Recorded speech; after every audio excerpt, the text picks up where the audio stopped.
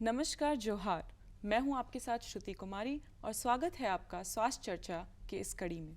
दूरदर्शन के इस कार्यक्रम में हम आपको स्वास्थ्य से जुड़ी सारी बातें बतलाते हैं। तो आज हम आपसे बात करने वाले हैं बालों से जुड़ी समस्या एवं यूनानी चिकित्सा के विषय में। इस विषय पर चर्चा करने के लिए हमारे साथ स्टूडियो में मौजूद है doctor Osama Akhtar. Doctor Osama, आपका बहुत बहुत स्वागत है यहाँ। धन्यवाद। जोहार, नमस्कार। डॉक्टर ओसामा, तो सबसे पहले हम ये समझेंगे कि किस प्रकार की परेशानियों का सामना, जब हम बालों से जुड़ी समस्या की बात करते हैं तो किस प्रकार की समस्याएं जो हैं वो हो सकती हैं। देखिए, बालों की समस्या अगर देखें तो सबसे पहले तो होता है आमतौर से जो बालों गिरने की समस्या एक होती है। बाल गिरने के बहुत सारे कारण हो सकते हैं। दूसरा है जो है बाल जो है मैच्योर ग्रेइंग जो है वो अर्ली एज में जो है बालों का सफ़ेद होना, तो दूसरी ये समस्या हो सकती है। तीसरा ये है कि बालों का कोई दूसरी इन्फेक्शस डिजीज़ भी होती है, जैसे फंगल इन्फेक्शन वगैरह होता है, तो उसकी वजह से भी बाल गिरने की समस्या होती है और दूसरे कॉम्प्लिकेशन भी हो सकता है। एक्चुअली बाल की जो परेशानी है वो स्किन डिजीज़ में ही है, उसको हम लोग काउंट करते हैं। और दूसरी बीमारी भी जैसे कुछ होती है जो लेप्रोसी जैसे है, वो एक तरह के इन्फेक्शन डिजीज़ है, तो उसके कॉम्प्लिकेशन में बाल गिरते हैं। तो अलग अलग वो बाल गिरने के में फिर बहुत सारे डिवीज़न होते हैं कि बाल क्यों गिरते हैं, तो उसके जो है कारण क्या है। तो बाल गिरने में मेन जैसे अगर देखा जाए तो न्यूट्रिशन की कमी से हो सकता है बाल गिरने की समस्या। उस चीज़ है कि इन्फेक्शन की वजह से। तो इन्फेक्शन में जैसे आपको मैंने पहले बताया कि फंगल इन्फेक्शन या एक बहुत ज़्यादा जो कॉमन जो है रीज़न है डैंड्रफ जो है, उरूसी जिसको बोलते हैं हम लोग, बफा बोलते हैं यूनानी में, तो उसकी वजह से भी एक्चुअली वो भी एक इन्फेक्शन ही है, फंगल इन्फेक्शन, जिसकी वजह से कि लोगों के बाल गिरते हैं। तीसरी एक डिजीज़ है लेप्रोसी, मैंने बताया भी। लेप्रोसी भी एक्चुअली एक वो नर्व की डिजीज़ है, नर्व से रिलेटेड, और वो उसकी वजह से जिस एरिया में भी वो अफेक्ट करता है, तो ऐसा नहीं कि सिर्फ सर के बाल जो है वो जिस एरिया में भी अफेक्ट करेगा तो वहाँ पर ड्राइनेस होती है, जो उसका ऑटोनोमस नर्वस सिस्टम होता है उसको अफेक्ट करता है वो, और जिसकी वजह से ड्राइनेस होती है, और जहाँ पर भी वो रहेगा वहाँ पर बाल भी झड़ जाते हैं, जैसे आपके भाव, तो इस तरीके जी जी जी हाँ, या सर का एरिया में भी अगर आमतौर से अगर होता है, फेशियल नर्व वगैरह इन्वॉल्व होती है, तो उसमें ये बाल गिरने की समस्या होती है। तो ये है कि मेन बाल गिरना, दूसरा जो है वो प्रीमेच्योर ग्रेइंग है, तीसरा जैसे एक अभी जो है बालों का स्प्लिट होना जो होता है बाजू में है, जो है आमतौर से जो है ज़्यादा अगर बाल बड़े रखते हैं तो उसमें। तीसरी चीज़ है बालों का सूखापन भी एक होता है, बहुत ज़्यादा कॉमन है कि जिससे बहुत ज़्यादा ड्राइनेस होती है, तो जिसकी वजह से भी बहुत सारे कॉम्प्लिकेशन वगैरह हो सकते हैं, जैसे बालों के डिजीज़ हो सकती है, बालों की परेशानी होती है, ये सारी चीज़ें हैं। तो हमने जो समझा है कि बालों की क्या समस्याएं हो सकती हैं, साथ में हम ये समझना चाहेंगे एक बार कि यूनानी थेरेपी की करते कैसे हैं, ये चिकित्सा में क्या करते हैं एग्जैक्टली। देखिए, अब बालों की समस्या अभी तो हमने जैसे कि कहा कि सिर्फ बाल गिरना, तो बाल गिरने बहुत सारे कारण हो सकते हैं जी, ठीक है। इसी तरीके से बाल सफ़ेद होना है तो उसके बहुत सारे कारण हो सकते हैं। तो उसी कारण जो भी हम बोलते हैं उसूल इलाज, यानी कि प्रिंसिपल ऑफ ट्रीटमेंट, कि जिस तरीके से अगर किसी का बाल गिर रहा है तो उसका रीज़न अगर न्यूट्रिशन की कमी से हो रही है, और न्यूट्रिशन की कमी की वजह से अगर बाल गिर रहे हैं और ड्राइनेस भी उसमें होगी एक, तो उसमें हम उनका खास ख्याल रखते हैं कि न्यूट्रिशियस चीज़ें उनको दें, न्यूट्रिशन जो बालों के लिए हेल्पफुल हो, खास करके विटामिन ए है, विटामिन ई वाली चीज़ें हैं, और प्रोटीन रिच डाइट जो है वो, हाँ बिल्कुल, चूँकि हमारा जो बाल का जो बेसिक है, हमारे स्किन का एक टिश्यू होता है जो केराटिनाइज्ड होता है जिसको बोलते हैं, तो हमारे हेयर का जो सेल्स है वो भी केराटिनाइज्ड सेल है, और वो प्रोटीन का ही पार्ट होता है, उसमें जो प्रोटीन से वो डेवलप होकर के हमारा बाल जो है मेनली बनता है। तो प्रोटीन रिच डाइट देने के लिए फिर जो है माइक्रो न्यूट्रिएंट चाहिए जो उसको बालों को स्ट्रॉन्ग रखे, तो उसके लिए जो है हम बोलते हैं कि उस तरीके की चीज़ें खाने के लिए न्यूट्रिशन की अगर कमी हो रही है तो। और अगर मान लीजिए कोई इन्फेक्शन हो, जैसे मान लीजिए फंगल इन्फेक्शन हो रहा है, जैसे डर्मेटोफाइटोन है, या रिंग वर्म का इन्फेक्शन होता है, रिंग वर्म में भी बाल गिरते हैं, या फिर अगर मान लीजिए लेप्रोसी का केस हो रहा है, या एक और डिजीज़ है, वो इन्फेक्शस डिजीज़ नहीं बोलेंगे बल्कि वो जेनेटिक डिजीज़ है, वो सोरेसिस। सोरियासिस के अंदर भी हमारे स्किन में भी स्केलिंग होती है, और अगर हेयर में हो रहा है तो वो स्केलिंग जैसा लगता है डैंड्रफ की तरह से जो भूसी सी झड़ती है, बल्कि वो स्केलिंग हम लोग बोलते हैं उसको, जैसे फिश की जो ऊपर की जो स्केल्स निकलते हैं, उसी तरीके से बहुत छोटे छोटे छोटे हमारे स्किन में भी अगर कहीं बॉडी के अंदर अगर हो रहा है अगर सोरियासिस, तो उसमें होगा, और हेयर में भी होते हैं तो उसमें भी होता है, और उसमें फिर बाल गिरते हैं और बहुत ज़्यादा उसमें कमी होगा। डेंड्रफ होता है तो हम उसको फिर डेंड्रफ के अकॉर्डिंग ही हम उसमें ट्रीटमेंट करते हैं यूनानी में। अगर मान लीजिए कि उसको एंटी फंगल जो है जो लोकल अप्लाई करने के लिए भी देते हैं, और उस तरह की खाने के लिए देते हैं जो कि फंगस को हमारे बॉडी से कम करे और जल्दी से जल्दी उसको ठीक करे। इसी तरीके से जो है अगर मान लीजिए कोई और दूसरी कॉम्प्लिकेशन हो रहा है और उसकी वजह से, तो उसके जो भी रीज़न होगा उसके अकॉर्डिंग जो है हम उसके बाल का जो है वो ट्रीटमेंट करते हैं। ट्रीटमेंट इसी होता है। तरीके से अगर बाल ग्रेइंग हो रही है किसी के, तो ग्रेइंग होने के जो प्रीमेच्योर रहता है किसी का, वो भी जेनेटिक रीज़न से हो सकता है। जी। तो जेनेटिक रीज़न के अकॉर्डिंग जो है उसको हम, उसमें तो जेनेटिक अगर होता है तो उसमें कोई ट्रीटमेंट तो हम नहीं कर सकते हैं। लेकिन दूसरा अगर है उसकी वजह जो है ग्रेइंग की, जैसे कि अगर उसको मान लीजिए कि बार नज़ला रहता है और जो है उसको बार बार सर्दी रहती है जो है, या साइनोसाइटिस की प्रॉब्लम है, तो उस कंडीशन में हो सकता है। या किसी को एब्डोमिनल जो है डाइजेस्टिव प्रॉब्लम है, अगर उसका फूड का डाइजेशन प्रॉपर नहीं होता है, एक IBS डिजीज़ है उसके वजह से हो सकता है। या फूड जो है प्रॉपर जो है उसका डाइजेस्ट नहीं हो रहा है और जो है अनडाइजेस्टेड फूड जो है उसका जो है स्टूल में अगर आ रहा है, तो उस तरीके की कंडीशन में भी उसके प्रीमेच्योर ग्रेइंग भी होगा और हेयर फॉल भी हो सकती है। दोनों चीज़ें हो सकती है उस तरीके से। हेयर फॉल के विषय में आपने बताया कि बहुत तरीके की बीमारियां जो हेयर फॉल में होती हैं जिसकी वजह से हेयर फॉल होता है। सोरासिस है, लेप्रेसी है जो आपने बताया, डैंड्रफ की वजह से भी हेयर फॉल होते हैं, फंगल इन्फेक्शंस हैं। तो इसमें सबसे ज़्यादा आम कारण क्या है जो आपको देखने को मिला है कि ये सबसे आम है, सिंपल है लेकिन बहुत आम कारण है लोगों में हेयर फॉल होने का? हेयर फॉल एक और बहुत ज़्यादा मेल में कॉमन है, मैं अभी उसको छूट भी गया मुझे बताने के लिए। जो एंड्रोजेनिक हेयर फॉल एक होता है, बहुत ज़्यादा कॉमन है मेल में खास करके। हमारे जो है एक मेल में भी जो ओस्ट्रोजन है, प्रोजेस्टेरोन है, वो हार्मोन पाया जाता है। फीमेल में ओस्ट्रोजन प्रोजेस्टेरोन है और फिर टेस्टोस्टेरोन है। ये सारे मेल में भी फीमेल में भी है, लेकिन उसका रेशियो अलग अलग है। मेल में जो है टेस्टोस्टेरोन का लेवल ज़्यादा है, फीमेल में ओस्ट्रोजन प्रोजेस्टेरोन का लेवल ज़्यादा है हार्मोन का। अगर वही जो मेल के अंदर जो एंड्रोजेनिक हार्मोन बोलते हैं उसको, जो एंड्रोजन ग्लैंड हमारा जो है उससे रिलीज हो रहा है, वो टेस्टोस्टेरोन से भी, टेस्टिकल से टेस्टोस्टेरोन जो हार्मोन है जो कि मेल को एक मेल रखता है, तो उसकी वजह से भी हेयर फॉल होते हैं, जिसको मेल पैटर्न बाल्डनेस भी बोलते हैं या एंड्रोजेनिक बाल्डनेस भी बोलते हैं। तो वो भी रीज़न है। तो अगर उस कंडीशन में क्या होता है कि हम उसको ऐसी मेडिकेशन देते हैं जो कि उसका जो मेल हार्मोन है उसका लेवल थोड़ा सा जो है उसको बैलेंस करके रखे। लेकिन उसके कॉम्प्लिकेशन में ये भी है कि उसकी दूसरी कॉम्प्लिकेशन होता है, उसको ज़्यादा अगर मेल पैटर्न बैलेंस है तो बहुत ज़्यादा उस पर हम लोग फोकस नहीं करते, उसको काउंसलिंग वगैरह करके उसको पेशेंट को कहते हैं कि जो है आपका ये एंड्रोजेनिक जो पैटर्न होता है बाल का, उस तरीके फीमेल में भी एक फीमेल पैटर्न बालनेस होता है, लेकिन वो बहुत रेयर केस में है और उसका रीज़न जो है अनक्लियर है कि क्यों ऐसा होता है फीमेल में, लेकिन फीमेल में ये जो है वो कम है, तो मेल में वो ज़्यादा देखने को मिल जाता है। जी, जब हम यूनानी चिकित्सा की बात करते हैं तो हम बालों के झड़ने को लेकर किस प्रकार उसमें इलाज कर सकते हैं? क्या अलग अलग इलाज है जो यूनानी चिकित्सा में हो सकती है? देखिए, बालों की समस्या में जो मैंने कहा शुरू में ही मैं बता रहा था, वो बल्कि बात भी कट ऑफ हो गई थी कि जो समस्या जो है रीज़न के अकॉर्डिंग ही हम यूनानी में चिकित्सा करते हैं। अगर मान लीजिए कि उसका न्यूट्रिशन की कमी है तो न्यूट्रिशन का तो ध्यान देंगे, लेकिन साथ में जो है ब्लड सर्कुलेशन, चूँकि हमारा जो भी हेयर को न्यूट्रिशन मिल रहा है हमारा सर्कुलेशन के थ्रू ही, ब्लड का सर्कुलेशन जिस तरीके से हो रहा है उसी में, तो उसमें जो है लोकल जो है ऑयलिंग भी वगैरह भी कराते हैं। तो उसे मसाज के लिए हमारे एक अगर हेयर फॉल होती है तो ऑयल भी देते हैं, तो 2-3 तरीके का देते हैं वो। हालांकि लोकल अप्लाई के से बहुत ज़्यादा हम लोग उस पर फोकस भी नहीं करते हैं, लेकिन जो अप्लाई के लिए देते हैं जो सर्कुलेशन को बढ़ाने वाला हो, जैसे लोकल अप्लाई के लिए हमारे यहाँ देते हैं रोगान ज़रारी देते हैं वो। इसी तरीके से जो घरेलू उपाय में अगर हम बोल सकते हैं तो लहसन देते हैं। लहसन के अंदर भी वो लोकल इरिटेशन और सर्कुलेशन बढ़ाता है। जैसे अगर कहीं पर भी अगर लहसन को अगर बॉडी के अंदर अगर आप लोकली जो है उसको पेस्ट बना करके अप्लाई करेंगे तो रेडनेस हो जाएगी।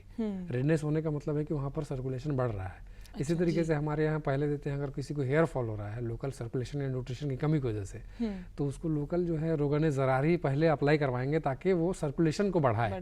उसके बाद हम उसके ऊपर देते हैं जो हेयर को न्यूट्रिशियस जो है, मेन तो खान पान में बोलेंगे कि उसको जो है खान पान के जो है अपना डाइजेशन को, ये डाइट को सही रखें। और दूसरी चीज़ क्या है कि उसको लोकल अप्लाई के लिए जो उसके हेयर के रूट्स को जो है थोड़ा सा स्ट्रॉन्ग बनाए और उसको न्यूट्रिशन भी फराहम करें। जैसे अगर हेयर को उसमें देते हैं, जैसे हमारे यहाँ एक वो ऑयल निकालते हैं रोगन बैजा मुर्गबल जो है एक जो होता है उसका जो है येलो पार्ट जो होता है उसको बॉयल करके फिर उससे जो है ऑयल निकाल करके उसको फिर प्यूरिफाई करके फिर उसको लोकल अप्लाई करने के लिए देते हैं। वो क्या करता है, एक तो हेयर के अंदर ड्राइनेस भी नहीं होने देता है और लोकल जो है उसको स्ट्रॉन्ग बनाता है। इसी तरीके से अगर मान लीजिए उसके रूट में वीकनेस आ रही है सर्कुलेशन से और रूट कमज़ोर हो रहे हैं उसके, तो उसमें हम लोग जैसे आंवला के लगाने के लिए बोलते हैं, खाने के लिए बोलते हैं। इसी तरीके से हलीला बलीला आंवला है और रीठा शिकाकाई, इसी तरीके से पर्शी औसा है हमारे यूनानी में देते हैं वो लोकली, और हबुलास है उसको भी लोकल अप्लाई करने के लिए देते हैं।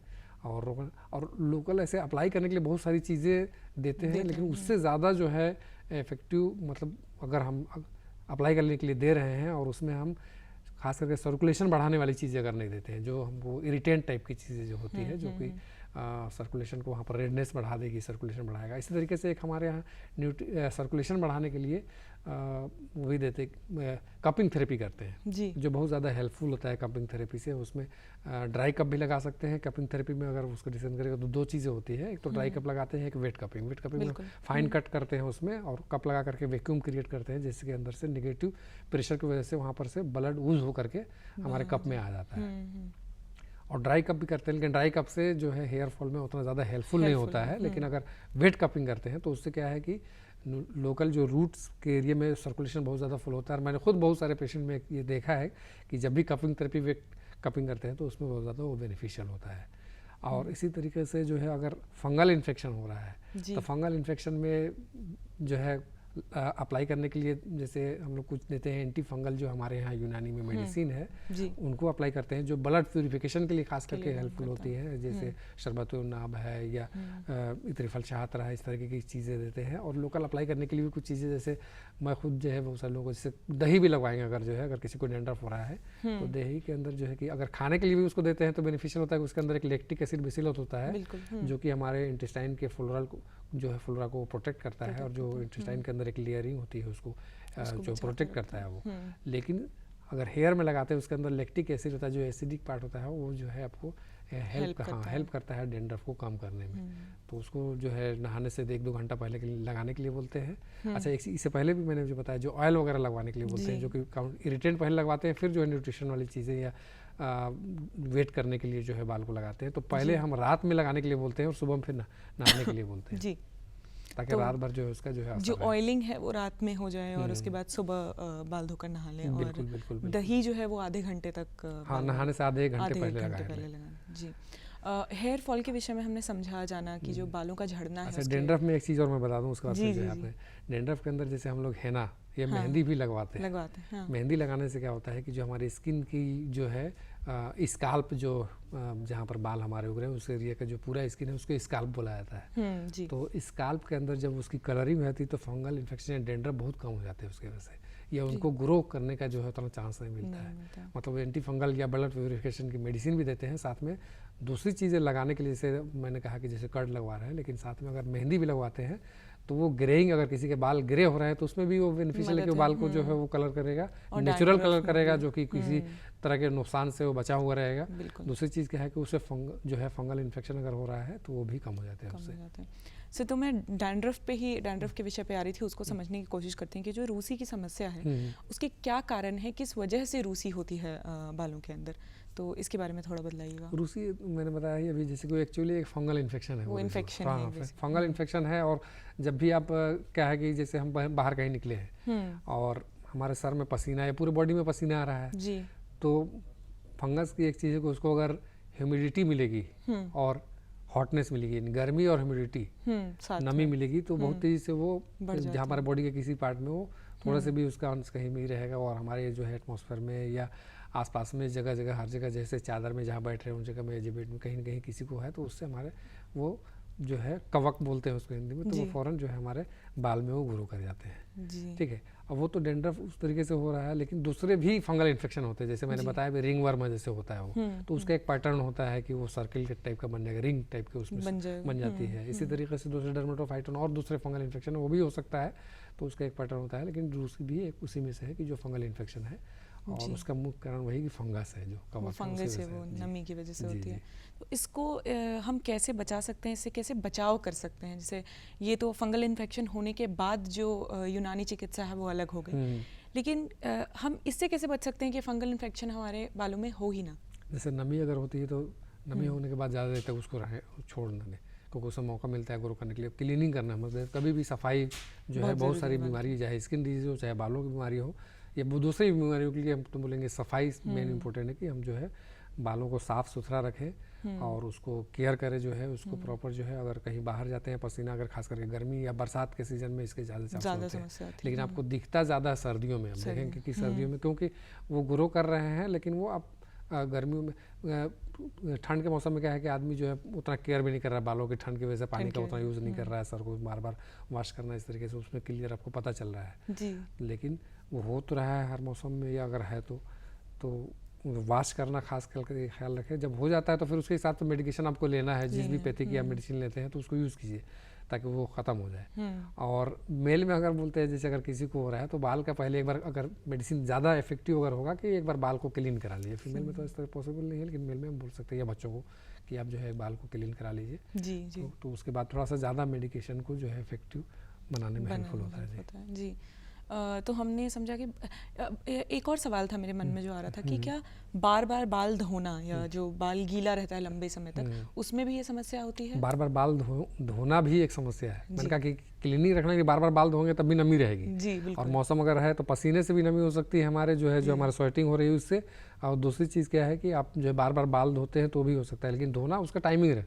मतलब पर डे हम तो नहाते हैं, बाहर से आते हैं तो एक बार उस तरह 2 टाइम सुबह में और शाम में कर सकते हैं। लेकिन बार बार किसी की कुछ लोगों की जो है आदत होती है कि जब भी है तो बार बार बाल को सर को भिगाने की भी कुछ लोगों की आदत है, तो वो उसमें बहुत ज़्यादा कॉमन है कि कॉमन होता है कि उनके फिर बाल गिरते हैं उसकी वजह से भी। तो अच्छा ये कि बार बार बाल धोने से हमारे इस स्काल्प के अंदर एक सीबेसियस ग्लैंड होता है, स्वेटिंग ग्लैंड जो कि सिर्फ पसीना ला रहा है, लेकिन सीबेसियस ग्लैंड है उससे सीबम रिलीज हो रहा है जो हमारे बाल को वेट रखता है। मतलब वो नेचुरल जिससे ऑयली रहता है ना, तो वो ऑयली अगर बार बार हम उसको वॉश करते हैं तो उसकी वजह से वो ऑयलीपन जो है वो बालों को प्रोटेक्ट भी करता है वो, है ना। तो अगर ड्राइनेस ज़्यादा होगी तो बाल स्प्लिट जो होते हैं तो स्प्लिट होने की समस्या फिर ज़्यादा होगी अगर हम उसके बार बार ही वॉश करते हैं। और स्किन अगर ड्राई है, ड्राई नहीं है और बहुत ज़्यादा ऑयली है तब तो आप कर सकते हैं उस तरह की कंडीशन में। लेकिन अगर नेचुरल ऑयली जिस तरीके से कॉमन होता है, किसी का बहुत ज़्यादा है, किसी का कम है, लेकिन किसी का नॉर्मल है, जिसका मीडियम, तो उसमें करना मुनासिब नहीं है कि आप बार बार जो है हेयर को, क्योंकि जो सीबम हमारा रिलीज़ हो रहा है वो भी जो है नेचुरल जो है बालों में शाइन भी ला रहा है और उसको प्रोटेक्ट भी कर रहा है जी। तो एक आइडियली हम क्या कह सकते हैं कि कितनी बार हम बाल धो सकते हैं कितने दिनों में, एक सवाल। दूसरा सवाल इसी में जुड़ा हुआ ये है कि क्या सिर्फ पानी से बाल धोना ज़रूरी है या फिर जो शैम्पू इस्तेमाल करते हैं हम वो करना ज़रूरी है जब भी हम बाल धोते हैं? तो देखिए बाल कितनी बार धोना ऐसा नहीं कि आप ज़रूरत के जैसे कि अगर किसी का बहुत ज़्यादा पसीना आ रहा है, बहुत ऑयली तो हाँ बहुत ज़्यादा ऑयली भी है तो उस हिसाब से तो सुबह शाम में मैंने कहा कि वो धो सकते हैं और एक आध बार और कर सकते हैं 3 बार। लेकिन अगर किसी का नॉर्मल स्किन है तो दिन में 1 बार सुबह में नहा लिया काफ़ी है, है ना। तो बार बार वो करना वो बहुत ज़्यादा वैसा नहीं कि वो बेनिफिशियल है, वो नुकसान भी कर सकता है। और शैम्पू या इस तरीके की चीज़ें हैं तो बाल को अच्छे शैम्पू से आप धोइए, या हर्बल शैम्पू बहुत सारे आते हैं तो हर्बल शैम्पू भी इस्तेमाल करें। लेकिन उसमें आप तो बहुत सारे हर्बल शैम्पू के नाम पे बहुत सारे उसमें केमिकल भी यूज़ किया जाता है, तो मिथाइल पैराबेन है या प्रोपाइल पैराबेन, तो इस तरह का वो दूसरी प्रॉब्लम भी, कैंसर तक भी उसकी वजह से होता है। तो ऐसे जो नेचुरल चीज़ें हैं, बहुत सारे लोग जैसे पहले जो है नेचुरल सिर्फ आंवला का जो है उससे भी बालों को धोते हैं। पहले तो हमारे यहाँ जो है भारतीय कल्चर में अब तो मैंने देखा है कि मिट्टी से भी साबुन बना रहे हैं लोग, तो वो भी बाल को जो है वो क्लीनिंग करने के लिए नेचुरल क्लीनिंग हो रही है। और जो है मिट्टी के अंदर भी बहुत सारे फाइन जो है मिनरल्स होते हैं जो कि आपके बाल के लिए बेनिफिशियल ही है। तो इस तरीके से और जो है नीम के साबुन आते हैं या जो है आंवला या रीठा शिकाकाई, बल्कि बाल धोने के लिए सबसे अच्छा जो है अगर रीठा शिकाकाई से बाल धोते हैं बहुत बेहतर, क्योंकि वो बालों को स्ट्रॉन्ग भी बनाता है और नेचुरल उसके अंदर सेपोनिन होता है। सेपोनिन एक्चुअली जो झाग वाले मटेरियल जो होते हैं सेपोनिन उसको बोलते हैं, जो केमिकल होता है। तो सेपोनिन आपका जो है रीठा शिकाकाई के अंदर पाया जाता है और वो आपका बाल को क्लीनिंग करने के लिए भी हेल्प है। और उसके अंदर एस्ट्रिंजेंट यानी कि जो हमारे यहाँ बोलते हैं यूनानी में हाबिस होता है, यानी कि वो बाल को जड़ों को मजबूत भी करता है। तो उन चीज़ों से अगर आप बाल धोएंगे तो बहुत ज़्यादा बेनिफिशियल होता है जी। हमने डैंड्रफ के विषय में समझा, बालों के झड़ने के विषय में समझा, एक प्रीमेच्योर ग्रेइंग का एक आपने प्रॉब्लम बतलाया था, वो किस वजह से होती है और उसके क्या क्या कारण हैं, इसके बारे में थोड़ा बताइए। प्रीमेच्योर ग्रेइंग तो देखिए मेन जो है 2 कारण है उसके। एक तो किसी की फैमिली हिस्ट्री अगर है तो उसकी वजह से हो सकता है जेनेटिक जिसको, और दूसरी चीज़ जो है कि न्यूट्रिशन की वजह से भी हो सकता है, न्यूट्रिशन।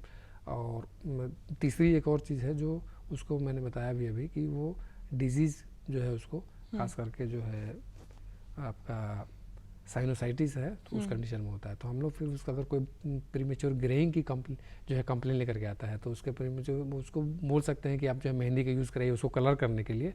लेकिन उसका जो है अगर उसको नज़ला या साइनोसाइटिस है तो ट्रीटमेंट हम लोग उसका बालों का नहीं करके उसको नज़ला को ठीक करने की कोशिश करते हैं कि ताकि वो बाल उसके ज़्यादा जल्दी जो प्रीमेच्योर ग्रेइंग हो रही है वो कम हो जाए।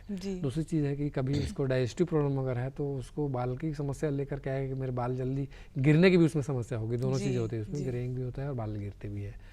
तो डाइजेस्टिव प्रॉब्लम को ठीक करने के लिए जो है हम उसमें देते हैं, जैसे जवारिश आंवला है उसको देते हैं। वो दोनों चीज़ों में हेल्पफुल होता है, डाइजेस्टिव प्रॉब्लम को भी ठीक करेगा, बालों को भी स्ट्रॉन्ग बनाता है। तो उसमें जवारिश आंवला हम लोग देते हैं। इसी तरीके से जवारिश जालूनूस है जिसको यूज़ कराते हैं, जो डाइजेस्टिव प्रॉब्लम को ठीक करेगा। और वो इवन की नज़ला जैसे मैंने बताया कि उसकी वजह से भी अगर प्रीमेच्योर, इवन कि हमारे यहाँ उसको फिजिशियन ने कहा है कि अगर रेगुलर जवारिश जालूनूस का कोई अगर यूज़ करता है तो 60 साल तक भी उसके बाल सफ़ेद नहीं होंगे। मतलब ये टेक्स्ट में हमारे बुक्स में लिखा हुआ है जवारिश जालूनूस के बारे में। तो अगर प्रीमेच्योर ग्रेइंग है तो हम लोग जो है जो भी मेडिसिन देते हैं साथ में जवारिश जालूनूस ताकि देते हैं ताकि वो ग्रेइंग उसमें ना हो। उसमें अंदर भी बहुत सारी जो है वही चीज़ें हैं जो हमारे न्यूट्रिशन और डाइजेस्टिव सिस्टम को भी ठीक करता है और न्यूट्रिशन भी प्रोवाइड करता है वो। जी। तो जब हम बात करते हैं एक आइडियल जो है न्यूट्रिशन, एक बैलेंस डाइट, वो क्या हो सकता है अपने बालों को हर तरीके से मजबूत रखने के लिए? देखिए आइडियल डाइट हम लोग हर चीज़ के लिए बॉडी के कोई भी समस्या होती है तो उसमें हम लोग बोलते हैं बैलेंस ही डाइट लेने के लिए। जी, और बैलेंस डाइट में एक और उसको सिंपल भाषा में मैं कहूँ तो एक अभी बल्कि गवर्नमेंट बोलती भी है, बल्कि स्कूल में भी बच्चों को तिरंगा डाइट, हमारा जो राष्ट्रीय ध्वज है उसका हाँ ट्राई कलर है।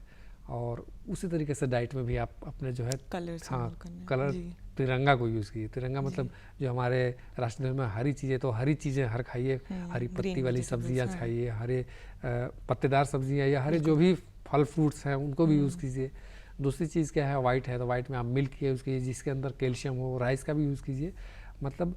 और तीसरी चीज़ है जैसे रेड है, रेड या जो सैफरॉन कलर है तो उसमें हम लोग बोलते हैं सैफरॉन या रेड वाली चीज़ें जो है रेड कलर की चीज़ें जो है उसको इस्तेमाल कीजिए। जैसे गाजर तो हाँ गाजर भी यूज़ कीजिए, जैसे वो हेल्प करेगा आपको। मैंने बताया भी था जैसे विटामिन ए, विटामिन ई, ये सब जो है वो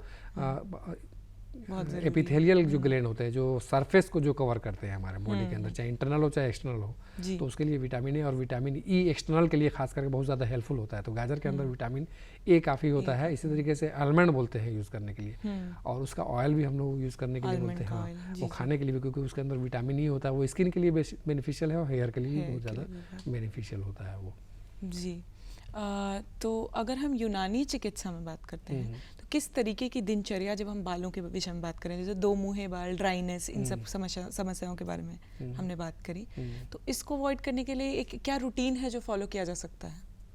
देखिए रूटीन में तो सबसे पहले अभी जैसे मैंने कहा कि तिरंगा जो हमारा डाइट है उसको तो फॉलो करने की कोशिश कीजिए बिल्कुल, कि डाइट में जो है हमारे सारी चीज़ें हो, जो कि प्रोटीन भी हो, कार्बोहाइड्रेट भी हो और फैट भी हो कम में। ऐसी चीज़ फैट जो कि बहुत सारे विटामिन ऐसे होते हैं जो फैट सॉल्युबल होता है, जैसे विटामिन ए है, विटामिन ई है, और जो वाटर सॉल्युबल कुछ विटामिन होते हैं। और फ्रूट्स का रेगुलर यूज़ कीजिए। फ्रूट जो है आपको सिर्फ जो है प्रोटीन, कार्बोहाइड्रेट या फैट नहीं, बल्कि हमें माइक्रो न्यूट्रिएंट्स से विटामिन भी चाहिए होती है। तो फ्रूट्स में जो है माइक्रो न्यूट्रिएंट्स और दिनचर्या में ये चीज़ें। दूसरी चीज़ रेगुलर एक्सरसाइज, मैं मतलब, और पानी की वाफी जो है abundant of use of water, पानी खूब जो है यूज़ कीजिए पानी पीने के लिए, है ना, ताकि हमारा जो है बॉडी हाइड्रेट रहे, सर्कुलेशन प्रॉपर मेंटेन रहेगा। और एक्सरसाइज करते हैं तो एक्सरसाइज भी करने के लिए रियाजत या योगा जो है हम उसमें कर सकते हैं जी। तो इससे जो है हमारे अगर रूटीन में खान पान सही रखें और एक्सरसाइज करें तो बहुत सारी बीमारियां, हमारे बॉडी की जितनी भी बीमारियां उसमें बहुत सारी बीमारियों को हम ख़त्म तो नहीं कर सकते, डिले कर सकते हैं वो, है ना। तो सर आजकल क्या होता है ना, मार्केट में बहुत सारे प्रोडक्ट्स आते हैं कि आप बालों में ये लगाएं तो बहुत बेहतर होगा, इसको लगाने से बाल सिल्की होते हैं या वॉल्यूम बढ़ती है, दो मुँहे बाल रुक जाते हैं, डैंड्रफ के विषय में बहुत सारे प्रोडक्ट्स हैं। तो मैं उस विषय पर समझना चाहूँगी कि क्या ये एक्चुअली में फ़ायदा करता है हमें, या इसके केमिकल से बहुत नुकसान होता है? तो देखिए अगर कोई बालों में लगाने के डैंड्रफ के लिए बोल रहा है और उसके अंदर जो है अगर एंटी फंगल मेडिसिन के साथ में अगर कोई शैम्पू ही दे रहा है या सोप दे रहा है तो वो डेफिनेटली फ़ायदा करेगा। लेकिन अगर कोई सिर्फ जो है, बहुत सारे मार्केट में ऐसी भी चीज़ें होती है सिर्फ मार्केटिंग के पर्पज़ से होती है, तो वो ज़रूरी नहीं कि वो बेनिफिशियल हो। इसी तरीके से दो मुँहे बाल के लिए अगर कोई बोलता है कि ये लगाएंगे, ऑयली चीज़ है, जैसे हमारे नेचुरल जो है मैंने बताया कि सीबेशियस ग्लैंड से सीबम निकल रहा है जो ऑयली सब्सटेंस है, तो इसी तरीके से हम अगर किसी ड्राइनेस ज़्यादा होगी तो स्प्लिट ज़्यादा बाल होंगे, तो हम उसमें ऑयली चीज़ें उनको लगाने के लिए बोलते भी हैं ताकि वो बाल स्प्लिट कम हो, तो वो चीज़ें दे रहा है। और दूसरी चीज़ें बहुत सारी वो डिफरेंट चीज़ें वो मार्केटिंग के पर्पज़ से देते हैं तो शायद बेनिफिशियल ना हो, लेकिन अगर वो ऑयली चीज़ है तो बेनिफिशियल कहीं ना कहीं वो स्प्लिट बाल होने में हेल्पफुल होगा।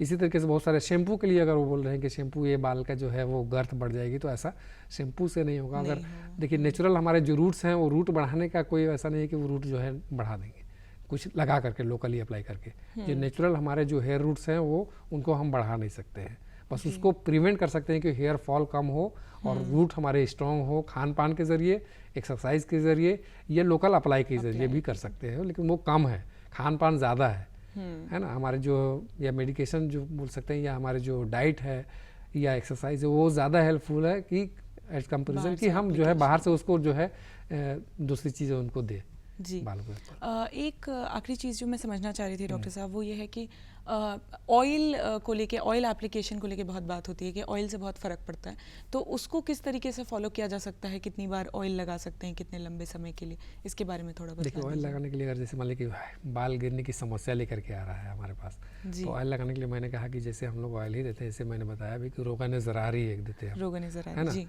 तो रोगान ज़रारी देंगे, वो पहले वो इरिटेंट का काम करता है, वो सर्कुलेशन सिर्फ बढ़ाता है। तो वो रात में हम लगाने के लिए बोलते हैं उसको, बाल गिर रही है तो बाल गिर रहे हैं तो रात में लगाएंगे ताकि उसके अंदर सर्कुलेशन बढ़े। उसको लगाने के बाद दूसरे ऑयल लगाते हैं जो कि न्यूट्रिशन, या समझिए कि वो सिर्फ आपका जो है उसको ड्राइनेस से बचा रहा है, ये समझिए, या कुछ जो है न्यूट्रिशन भी फराहम करता है जिसके अंदर विटामिन ई वाली चीज़ें होती है। जैसे मैंने बताया कि जो रोगान बैजमुर्ग जो अंडे की जर्दी होती है उससे निकालते हैं, या रोगान बादाम शीरी हम लोग वो भी अप्लाई करवाते हैं, तो वो उस तरह की, या रोगान आंवला के भी तो रोगन वैसे निकालते हैं। वो कोई ना कोई ऑयल जो उससे बेस होता है, जैसे आपका तिल का तेल है या दूसरे तेल में उस बेस के तौर पर उसको यूज़ करते हैं, और उसमें जो है आंवला को हम लोग उसमें बॉयल करके और उसको फिर या उसका अर्क निचोड़ करके भी, अगर जो है फ्रेश अगर मिलता है तो उसका अर्क निचोड़ करके फिर उसमें और जो उसके अंदर जो वाटर कंटेंट है उसको ड्राई कर लेते हैं और उसको फिर अप्लाई करवाते हैं। तो एज ए एस्ट्रिंजेंट वो लोकल रूट को स्ट्रॉन्ग भी करेगा और वो जो ड्राइनेस है उसको कम करेगा, क्योंकि ऑयल बेस है उसके अंदर, तो इस तरीके से करते हैं। जी डॉक्टर साहब, तो आज आपने हमको बहुत कुछ बतलाया कि कैसे किस तरीक़ों की समस्याओं का सामना हमको बालों के झड़ने की वजह से करना पड़ता है, बालों की क्या क्या समस्याएं हैं। साथ में हमने ये भी समझा कि बाहर जो एप्लीकेशन होता है बाल पे उससे ज़्यादा फ़र्क नहीं पड़ता है, हमारा जो अंदर चल रहा है, क्या किस तरीके की न्यूट्रिशंस हम खा रहे हैं, किस तरीके का खान पान है, क्या एक्सरसाइज कर रहे हैं, उससे सबसे ज़्यादा फ़र्क पड़ता है। जेनेटिक्स एक बड़ा प्रॉब्लम है जिसकी वजह से बालों का झड़ना हो सकता है, या ग्रेइंग हो सकती है, तो उसका समाधान नहीं है, पर जो बीमारियों की वजह से होता है उसका समाधान यूनानी में है और तरीक़ों का समाधान है। तो अंत में हम ये कह सकते हैं कि जो अपना प्रॉपर बैलेंस डाइट है वो मेंटेन करने की ज़रूरत है, एक्सरसाइज करने की ज़रूरत है, इसी तरीके से हम स्वस्थ रह सकते हैं। तो आज के लिए एपिसोड में इतना ही। अब आप हमें दीजिए इजाज़त, अब हम आपसे मिलेंगे अगली कड़ी में। तब तक के लिए मैं आपको ये भी बतलाना चाहूँगी कि YouTube लाइव पे अब दूरदर्शन झारखंड अवेलेबल है, आप वहाँ भी हमें देख सकते हैं। साथ में टाटा स्काई पे चैनल नंबर 1145 पे भी दूरदर्शन झारखंड आता है, वहाँ भी आप हमारे सारे प्रोग्राम्स देख सकते हैं। तो अब नमस्कार, जोहार।